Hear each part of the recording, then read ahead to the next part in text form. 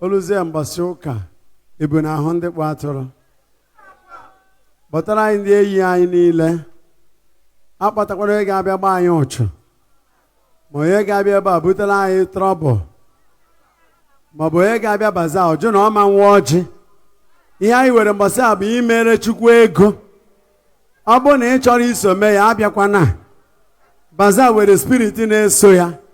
Afọ ga-enye gị maikrofonu sị gị bịa gbuoro anyị efi, ọ bụrụ mkparị. Ọ nganga a na-emere Chukwu. Ma ị bịa sịzie mba chọọ imetara anyị trọbụl. Mara ụzọ baby shop ma ebe a na-eje. Ijecha ijete trọbụl. Safron ka mmadụ ga-esi bịa Bazar jụ na ọma nwa ọjọọ sịfara ji emeri apologize. A na-akọ ya ọ bụrụ story. Onye dị wrong adịzie right, onye dị right adị wrong. Mana ya emekwana ọzọ. Maka onye try kwa ya ọzọ. O were komkom ya nri na street.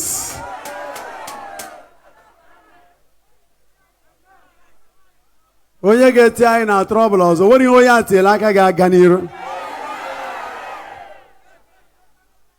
Mmadụ enyi dịrị ịgwa gị na Chukwu nọnyere anyị ebe a. So onye chọta anyị ọ chọta okwu Chukwu. M ga na-ekwere onwe m ụla Chukwu na-anụ ọgụ. Itinye aka n'ihe ga-eme m enyujuo nshi na panti.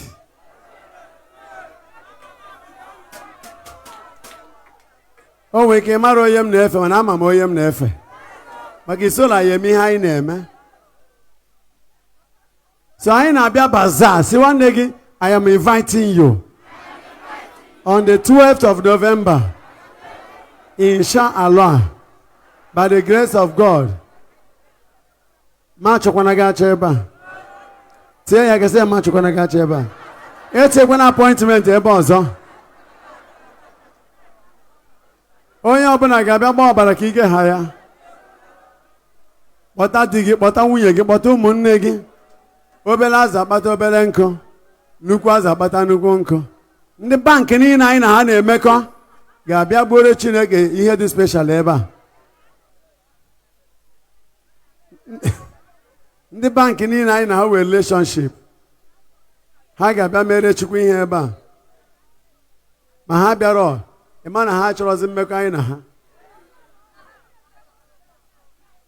Yes, all business. Anyị na-ekene ndị Zenith na ndị Fidelity so far. Ọ ha bụ akpọ aza. Last year Fidelity 5 million wala ya ọjị. Amen. Ọ dịrọ ịkọrọ gị na Prada m na ya bụ Zenith pakịara m ya. Ọ Zenith Bank.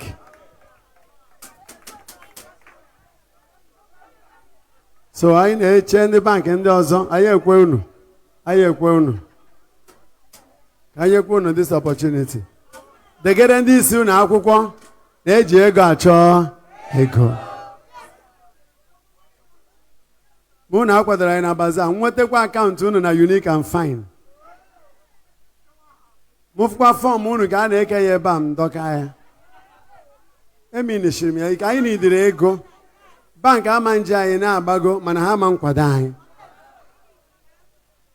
Ewere m akaụntụ Zenith Bank oge ha ji paye Prado Land Cruiser nke mbụ. Ọ na-ete ha aka apatakwa Prado which ndashiziri fada na-ewere moto Land Cruiser budozie Prado ofu Zenith Bank. Ndị be anyị ekene m ụnụ. Ndị be anyị daalụ niile. For more explanation, I will explain this thing in English for those who don't understand Igbo well.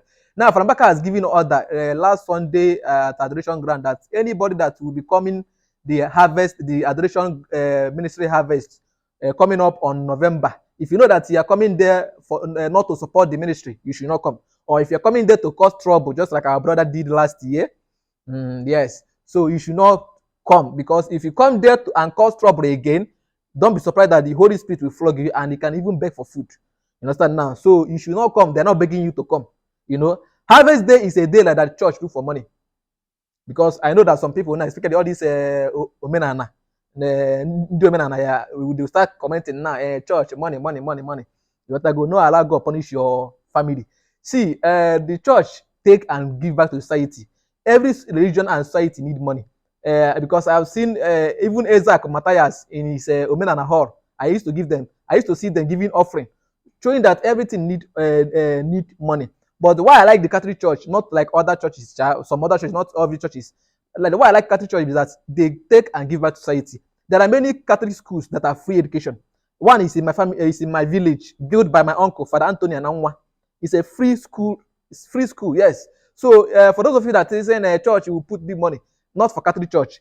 And not all the school is free because church cannot make everything free. If they make everything free, where would they be seeing money for more work?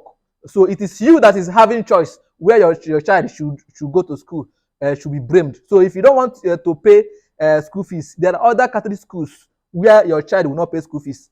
Take them there. You understand now? You can't make choice by yourself and start talking anyhow. Catholic or church is giving money. Church is doing this. It's not for Catholic Church. Catholic Church take and give back to society. That's why I love Catholic Church. There are many free schools, free hospitals also built by the Catholic Church. So for those of you that will come on comment section now, be saying Mbaka is after money, mind your self so that God will not punish your generation. Now, my page, I don't support intimidation. I don't support evil. Several times I posted about Peter Obi, where I tagged the topic, the 4 crimes Peter Obi commit when he become president. And in that video, I talked good, positive about Peter Obi, and the video went viral. The first one and second one went viral. Yes, I don't lie about someone. I say the truth. And when I reach in the turn of Mbaka, I also speak the truth. If Mbaka say what is not good, I say it. If Mbaka say what is not right, what is right, I will support him. So that's me, and this is all about this page. So please, you all have heard from Mbaka now. If you know that you're not going there to support the ministry or the harvest, please stay in your house. Nobody is forcing you to go there. Don't go there and cause trouble again.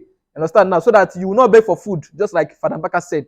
If not, you will beg for food, or you will fail. Whatever that you are contesting, you will fail. Even if you go to court, you will fail. So mind yourself and mind your business, okay? And while we pray for each other, share this video and follow my page for more updates. God bless you.